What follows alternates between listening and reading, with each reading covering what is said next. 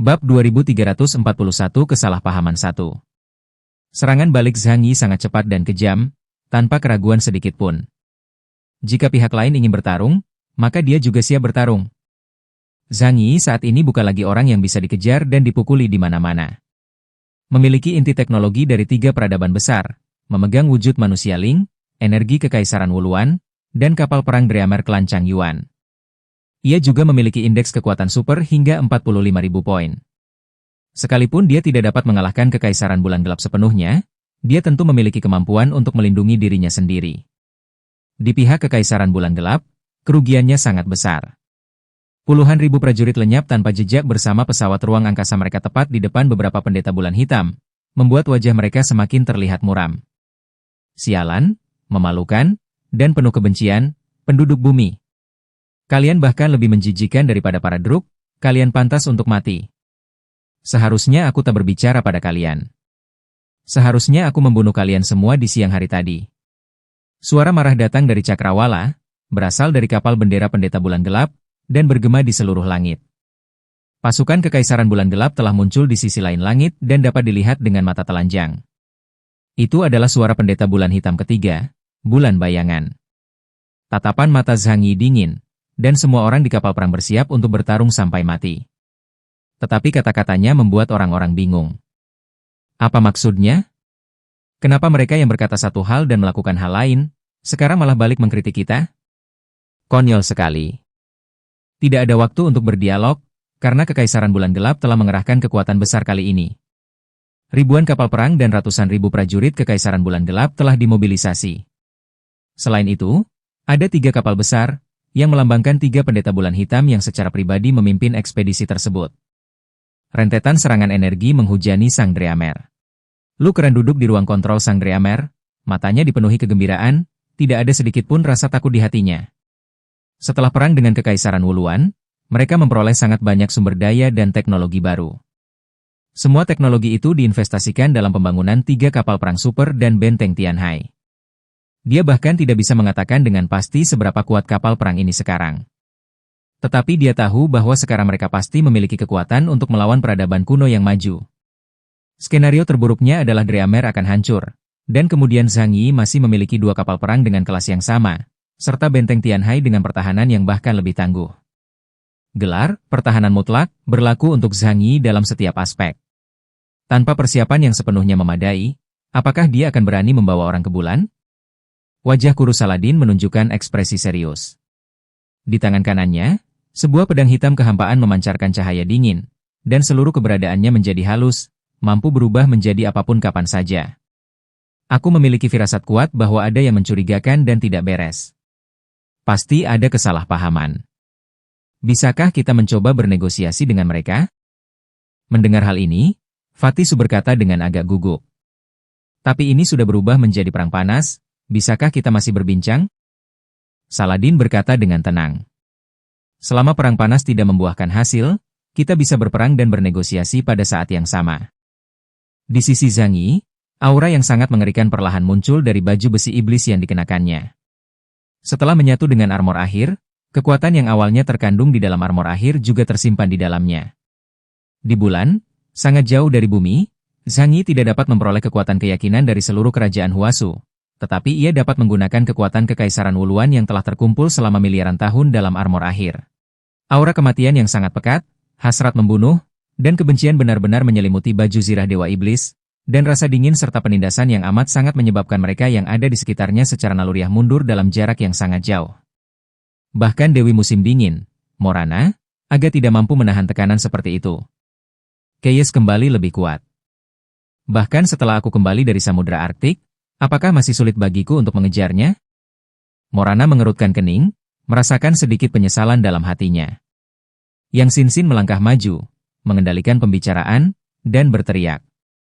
Kami belum melakukan apapun sejak meninggalkan Kekaisaran Bulan Gelap. Apakah kalian hanya ingin berperang melawan kami? Atau adakah konflik di antara kita? Sekalipun kita akan bertindak, setidaknya kita harus memperjelas situasinya sebelum memulai. Lagi pula, bulan adalah wilayah kalian, dan kami tidak bisa melarikan diri. Ledakan. Awan gelap bergerak ke arah mereka dari cakrawala bulan yang sunyi, menutupi segala sesuatu di depan mereka dengan seluruh armada kekaisaran bulan gelap. Suara pendeta ketiga mengandung nada mengejek. Apa? Apakah maksud kalian pendeta bulan hitam ketujuh tidak tewas di tangan kalian? Mendengar hal ini, semua orang di Dreamar tercengang. Pendeta bulan hitam ketujuh sudah meninggal? Mereka mulai mengingat orang yang telah menunjukkan permusuhan besar terhadap Zhang Yi dan yang lainnya di hari itu. Kurang dari sehari kemudian, kami menerima berita kematiannya. Di Kekaisaran Bulan Gelap, 7 pendeta bulan hitam merupakan penguasa tertinggi, seperti halnya 6 panglima tertinggi di kerajaan Huasu. Dia benar-benar tewas dalam pertempuran, tidak mengherankan seluruh Kekaisaran Bulan Gelap begitu murka. Yang Xin berkata, "Kami tidak membunuhnya. Kami tidak pernah kembali setelah meninggalkan Kekaisaran Bulan Gelap. Kau mengatakan kami membunuhnya, apakah kau memiliki bukti?" Armada Kekaisaran Bulan Gelap berlabuh kurang dari 5 km dari Dreamar, dan awan gelap yang besar dapat terlihat hanya dengan melihat ke atas. Pendeta ketiga mengerutkan kening saat mendengar kata-kata yang Xin. Pikirannya, yang hampir menjadi gila karena marah, mendapatkan kembali sebagian rasionalitasnya. Di dalam kapal induk, potret pendeta keempat, bulan mimpi buruk, dan pendeta keenam, bulan misterius, muncul di hadapannya. Suara pendeta keempat, bulan mimpi buruk dipenuhi amarah yang tak terbatas. Pendeta bulan gerhana meninggal di jembatan koridor gelap, di mana sama sekali tidak ada bukti yang bisa disimpan. Mereka pasti tahu akan hal ini, itulah sebabnya mereka sengaja mengatakannya. Suara pendeta keenam, Xuan Yu Feiming membawa sedikit ketenangan. Tapi kami benar-benar tidak dapat memikirkan alasan apapun mengapa mereka akan mengambil tindakan seperti itu. Dia berhenti sejenak pada titik ini. Tidak mungkin kedatangan seluruh penduduk bumi merupakan bagian dari semacam konspirasi kan? Pendeta keempat menambahkan. Jangan lupa, menurut pengamatan kami, mereka telah memusnahkan beberapa peradaban bawah tanah kuno. Bahkan tingkat teknologi yang mereka miliki saat ini berasal dari peradaban kuno dan ras lain. Saya menduga mereka datang ke sini untuk memanfaatkan situasi dan melenyapkan kita demi mendapatkan kekuasaan. Pendeta wanita ketiga duduk di singgasana, wajahnya tertutup kegelapan. Kemarahannya belum mereda, tetapi sebagai penguasa Kekaisaran Bulan Gelap, dia bukanlah orang bodoh. Suara dingin dan tertahan bergema di sekitar sang Dreamar. Pendeta ketujuh berkonflik dengan Musiang tadi, dan dia terbunuh di jembatan koridor gelap malam itu. Jika bukan kalian yang melakukannya, siapa lagi yang dapat melakukannya? Bab 2342 Kesalahpahaman 2. Kalau bukan kalian yang melakukan ini, siapa lagi? Apakah orang-orang kami dari Kekaisaran Bulan Gelap? Pertanyaan pendeta ketiga secara implisit menyampaikan makna ini. Sebagai 7 pendeta bulan hitam yang mewakili kekuatan terkuat kaum orang bulan, hanya ada sedikit orang di seluruh bulan yang mampu membunuh pendeta ketujuh, bulan gerhana. Orang-orang di Kekaisaran Bulan Cerah tidak dapat menembus pertahanan mereka dan menyusup ke Kekaisaran Bulan Gelap. Karena aura cemerlang dari klan bulan bercahaya begitu menyilaukan. Oleh karena itu, ketika kematian pendeta ketujuh diketahui, semua orang menyimpulkan bahwa hal itu dilakukan oleh penduduk bumi yang baru saja tiba di bulan hari itu. Bagaimana dengan buktinya? Bukti apa yang Anda butuhkan? Selama masih ada spekulasi yang masuk akal, maka paling masuk akal untuk berperang melawan penduduk bumi demi seorang pendeta bulan hitam. Bunuh. Bunuh mereka. Dari arah Kekaisaran Bulan Gelap, prajurit yang tak terhitung jumlahnya mengucapkan suara seperti itu, kuno dan penuh dengan aura dingin. Niat membunuh makhluk hidup selalu serupa. Bahkan tanpa terjemahan suara dari sistem cerdas, Zhang Yi dapat memahami bahwa mereka ingin membunuh kelompoknya. Namun yang Xin melihat adanya kemungkinan lain. Fakta bahwa pihak lain tidak langsung melancarkan serangan besar-besaran, tetapi malah terlibat dalam perbincangan dengan mereka, menunjukkan bahwa para pendeta bulan hitam dari Kekaisaran Bulan Gelap bukanlah orang-orang bodoh yang tidak punya pikiran. Yang Xin melanjutkan. Kita tidak punya alasan untuk mengambil tindakan terhadap pendeta bulan hitam. Jika sesuatu terjadi pada retakan bulan, kita, sebagai penduduk bumi, juga tidak akan luput. Pasti ada kesalahpahaman.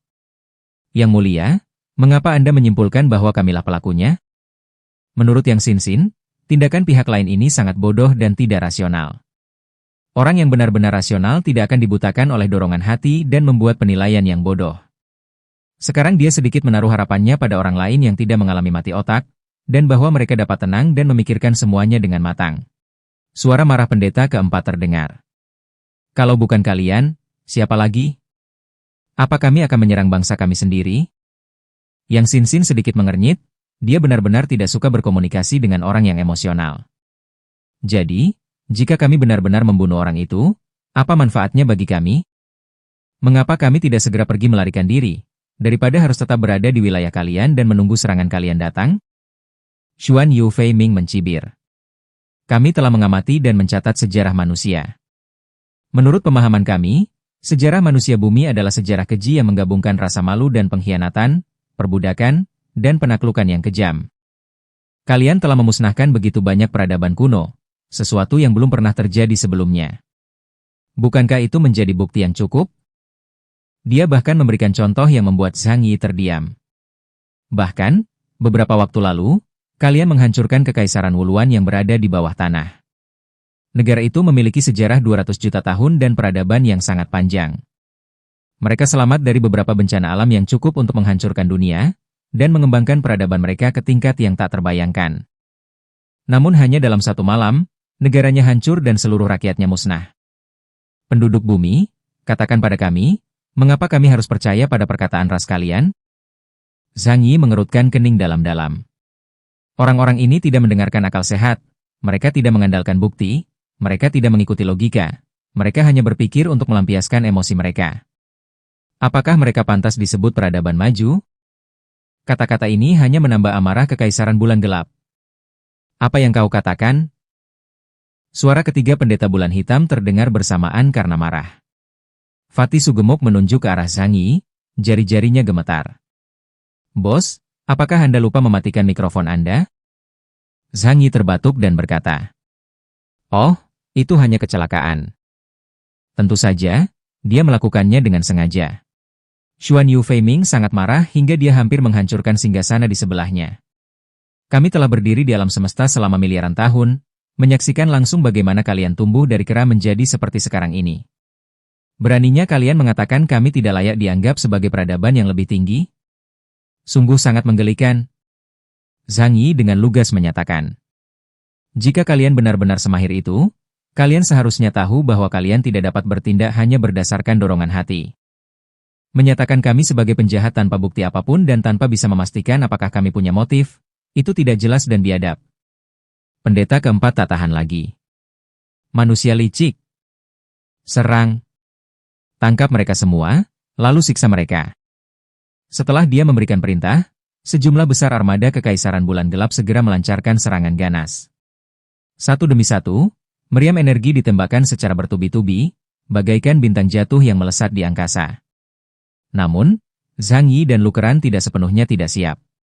Lukeran menyandarkan kakinya yang telanjang di panel kontrol, sebuah lollipop menggantung di mulutnya. Ia bahkan tak perlu mengangkat satu jari pun, ia hanya memberi perintah dengan suara tenang. Pusatkan pertahanan terhadap serangan dari depan dan sesuaikan distribusi titik energi secara otomatis di lapisan perlindungan energi. Teknologi klan Chang Yuan sungguh berguna. Serangan bertubi-tubi kekaisaran bulan gelap gagal menggoyahkannya. Zhang Yi juga marah. Dia berteriak, "Bukan kami yang melakukannya. Kalau kau ngotot menjebak kami, biarlah. Kita semua akan mati bersama. Orang-orang kekaisaran bulan cerah hanya akan menertawakan kita." Tangan kanannya bertumpu pada meriam utama, dan kekuatan dahsyat memancar dari tubuhnya. Energi mengerikan yang tak kalah dahsyat dari energi pendeta bulan hitam membuat lawannya merasa ngeri. Mendengar kata-kata, kekaisaran bulan bercahaya. Pendeta ketiga tiba-tiba berseru, "Tunggu! Hentikan serangan!" Seluruh serangan armada itu berhenti, dan kedua pendeta lainnya menatap pendeta ketiga dengan bingung. "Kakak, ada apa? Kau tidak terbujuk oleh para penghuni bumi yang terkutuk ini kan?" Pendeta ketiga tetap diam, sementara pendeta pertama dan kedua kini berada di jurang kegelapan, berusaha menghentikan keretakan yang semakin melebar. Dia sekarang adalah panglima tertinggi kekaisaran bulan gelap. Kekaisaran bulan bercahaya, musuh bebuyutan mereka, dan entitas yang telah berusaha memusnahkan mereka selama bertahun-tahun yang tak terhitung jumlahnya. Zhang Yi mengingatkan mereka bahwa mungkin semua ini adalah konspirasi kekaisaran bulan cemerlang. Hilangnya benih api itu adalah kesalahan seorang prajurit bayangan dari kekaisaran bulan gelap. Apakah seorang pendeta bulan hitam dibunuh agar mereka bisa menjadi bagian dari api dan mengisi kekosongan kekuasaan di tahta bulan perak? Situasinya menjadi semakin rumit, dan meskipun dia marah, dia harus mempertimbangkan segala macam kemungkinan. Tepat pada saat itu, dari kejauhan, pasukan Kekaisaran Bulan Cerah juga tiba. Para pejabat Vatikan dan Kolombia juga datang terlambat. Mereka sebenarnya sudah lama menyadari situasi ini, tetapi mereka tidak cukup bodoh untuk bergegas bergabung dalam pertempuran. Pilihan Benjamin Morgan adalah memberitahu Kekaisaran Bulan Cerah. Medan perang sekarang terbagi menjadi 3 faksi. Dreamer berada tepat di tengah-tengah, dengan pasukan Kekaisaran Bulan Cerah dan Kekaisaran Bulan Gelap saling berhadapan di seberangnya. Pasukan prajurit berbaju besi perak yang megah perlahan-lahan berpisah untuk memberi jalan bagi penjaga bulan ketujuh, Siwe Liunian, yang memiliki rambut perak panjang dan sehalus boneka kristal. Bab 2343 Kesalahpahaman 3. Siwe Liunian turun dari kapal perang, mengenakan baju zirah bulan yang berkilauan dan membawa pedang perang raksasa. Saat ia berjalan, cahaya bulan menyinari rambut peraknya yang panjang, membuatnya tampak bak mimpi dan secantik peri. Dia tiba di medan perang dan segera mulai menanyai kedua belah pihak. Penduduk bumi, kalian baru saja tiba di bulan dan sudah membuat keributan besar. Kalian benar-benar pembuat masalah. Kemudian dia melihat pasukan Kekaisaran Bulan Gelap. Dengan kekuatan sebesar itu, apakah kalian berencana untuk melakukan ritual pengorbanan tingkat nasional? Pernyataan ini penuh dengan sarkasme, menuduh Kekaisaran Bulan Gelap sebagai penyebab utama hilangnya benih api. Oleh karena itu, wajar saja jika mereka harus mengorbankan sejumlah besar orang dengan kemampuan khusus untuk mengisi celah dalam tahta perak. Para pendeta bulan hitam mengerutkan kening saat melihat kedatangan Siwe Liunian. Siwe Liunian, jangan katakan kedatanganmu ke sini hanya untuk menonton pertunjukan. Bukankah ini semua diatur oleh Kekaisaran Bulan Cerah? Pendeta ketiga menuntut dengan dingin. Siwe Liunian berkata dengan acuh tak acuh. Aku hanya datang untuk menonton pertunjukan. Pertengkaran kalian bukan urusan kami. Namun, aku ingin bertanya padamu. Jika kau menghancurkan penduduk bumi, siapa yang akan mengambil benih api untuk kita? Pendeta ketiga terdiam. Bangsa bulan sama sekali tidak dapat mendekati hutan matahari gelap, terutama mereka yang berasal dari Kekaisaran Bulan Gelap. Hutan matahari gelap adalah area di mana kehendak spiritual Samael paling rusak. Mereka adalah ciptaan Samael, dan paling rentan terhadap erosi kekuatan spiritual tersebut. Jelas, saat ini, mengandalkan kekuatan penduduk bumi adalah pilihan terbaik. Akan tetapi, mereka sama sekali tidak dapat menoleransi kematian pendeta ketujuh. Pendeta ketiga berkata, Siwe Liunian, mereka membunuh seorang pendeta bulan hitam. Apakah menurutmu ini bisa dibiarkan begitu saja? Wajah Siwe Liunian yang awalnya acuh tak acuh menunjukkan sedikit emosi. 7 penjaga bulan dari Kekaisaran Bulan Cemerlang bersesuaian dengan 7 pendeta bulan hitam dari Kekaisaran Bulan Gelap. Tidak, seharusnya dikatakan sebaliknya. Keberadaan pendeta bulan hitam diciptakan oleh keinginan Samael untuk menghancurkan segel tersebut. Terang dan gelap adalah 2 sisi keseimbangan antara yin dan yang. Siwe Liunian telah berurusan cukup banyak dengan bulan gerhana selama bertahun-tahun, dan sekarang setelah dia mendengar berita kematiannya, dia tidak bisa tetap tenang.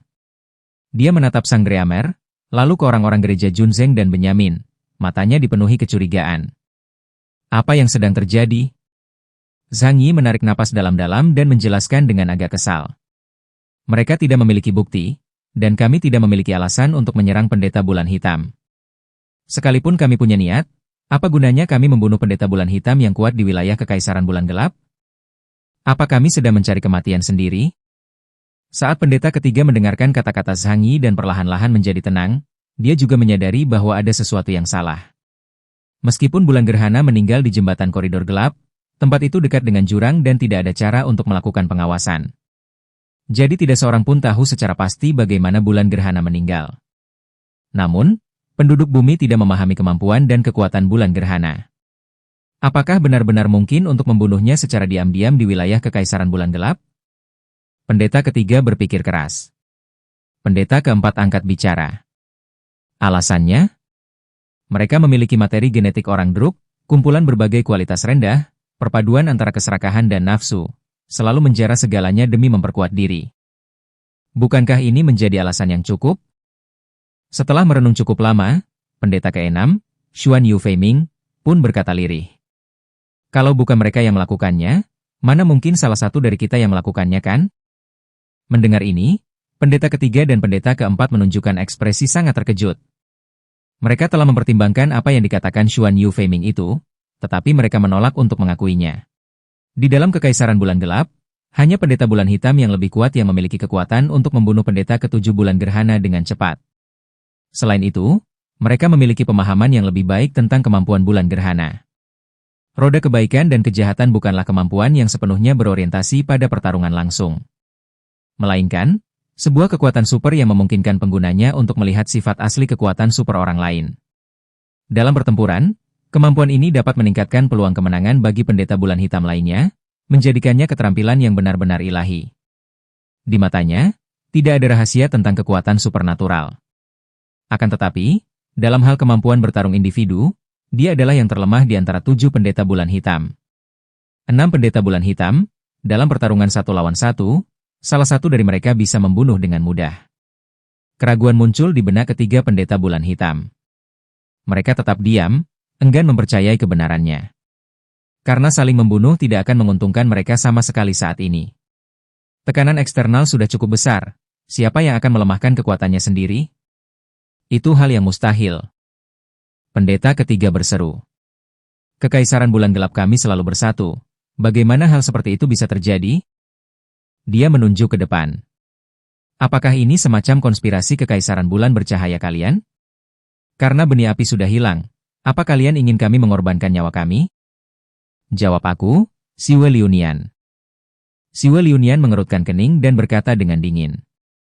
Lebih baik tidak mengatakan apapun tanpa bukti yang jelas. Itu tidak ada artinya sama sekali. Keributan terjadi di dalam pasukan Kekaisaran Bulan Bersinar, saat 2 kapal perang perak tiba-tiba datang. 2 penjaga bulan muncul dari kapal perang perak. Salah satu dari mereka membawa pedang perak besar dengan salib di punggungnya, dan baju zirah peraknya dihiasi dengan banyak permata energi berwarna merah. Di balik baju zirahnya yang lain, ia mengenakan baju zirah hitam lembut dan mahkota berhiaskan pola kepala burung dan hewan. Tatapan matanya yang tajam memancarkan aura perang. Penjaga bulan Kekaisaran Bulan Cerah, dengan penjaga ketiganya yaitu mahkota giok perak dan penjaga kelimanya yaitu bulan suci, Liu Ge. Mereka melihat keributan itu dan bergegas menghampirinya.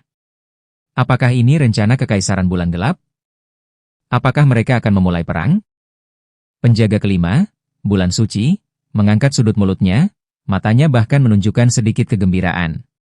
Sebagai seseorang yang menyukai peperangan, dia selalu bertujuan untuk menghancurkan Kekaisaran Bulan Gelap, dan merupakan salah satu orang yang paling ditakuti oleh Kekaisaran Bulan Gelap. Melihat situasinya semakin tak terkendali, pendeta wanita ketiga tidak punya pilihan selain berbicara. Kematian bulan gerhana harus dijelaskan. Kalau tidak, Kekaisaran Bulan Gelap kami pasti tidak akan membiarkan masalah ini berlalu begitu saja. Begitu perang dimulai, ini tidak boleh diakhiri dengan tergesa-gesa. Jika tidak seluruh Kekaisaran Bulan Gelap akan kehilangan persatuannya karena masalah ini. Kewibawaan pendeta bulan hitam juga akan tersapu bersih. Tapi apa yang seharusnya kita lakukan? Zhang Yi dan kelompoknya tidak akan menyerah begitu saja. Mereka tidak akan mengakui hal-hal yang tidak mereka lakukan, dan mereka juga tidak akan mau menanggung akibatnya. Penjaga ketiga Kekaisaran Bulan Terang angkat bicara. Mari kita tenang terlebih dahulu dan bahas masalah ini dengan baik. Bulan kini penuh dengan bahaya, dan kita tidak bisa membiarkan perang yang kacau ini terus berlanjut.